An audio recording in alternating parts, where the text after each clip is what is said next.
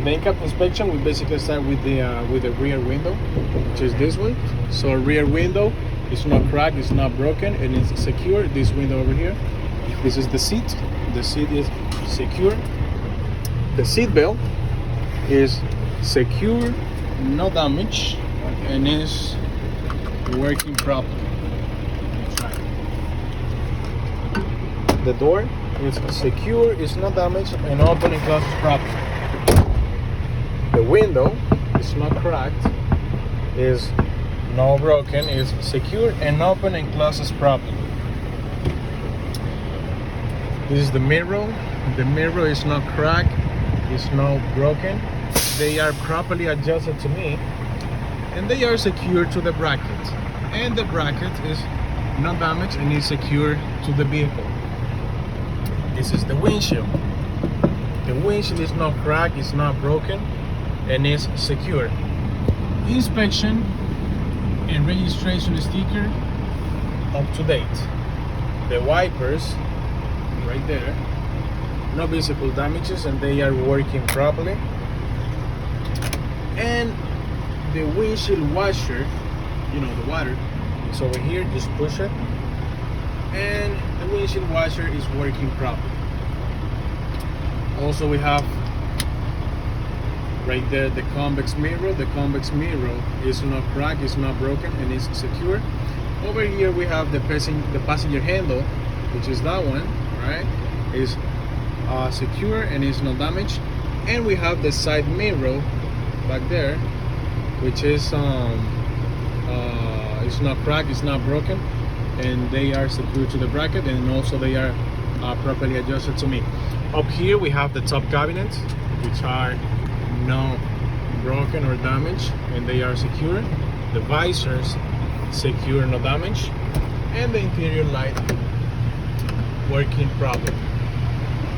Then you go down here, we have the steering wheel. The steering wheel is secure, it's not damaged, and it doesn't play more than 2 inches.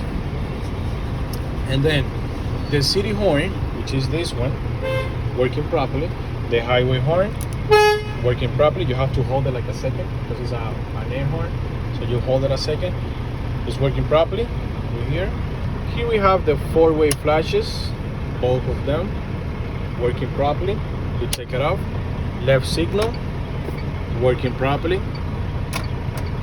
Right signal working properly. Headlights working properly, and you leave it on. And then high beams over here working properly, and low beams, that's when you go from high beams to low beams. So low beams working properly, and then you turn it off. And then here you have the gauges, all of them. For the gauges, you have to say working properly for each one, and you have to read them, each one. So for example, we're gonna start with the water temperature gauge. The water temperature gauge is working properly. It's reading around 140 degrees because it's temperature degrees. The oil pressure gauge is working properly, and it's reading around 25 psi. The RPM is working properly. It's reading 600 revolutions per minute. Each number is 100. And the speedometer over here is working properly. It's reading 0 miles per hour because the vehicle is not moving. The fuel gauge is working properly, and we have less than a quarter of a tank. We have the battery gauge is working properly, and we have it's reading around between 12 to 14, you can say around 12 volts. And the air pressure gauges, because there are two, they are working properly, and they're reading around 125 psi. The dashboard is not broken, it's not cracked, and it's secure. This is the heater and defroster over here. It's working properly. Brake buttons, no loose, no broken, no damage, and they are working properly. And this is the ignition switch. The ignition switch is not loose, no damage, and is working properly. This is the transmission shifter, it's no damage, and is properly sealed to the floor. And here we have our pedals.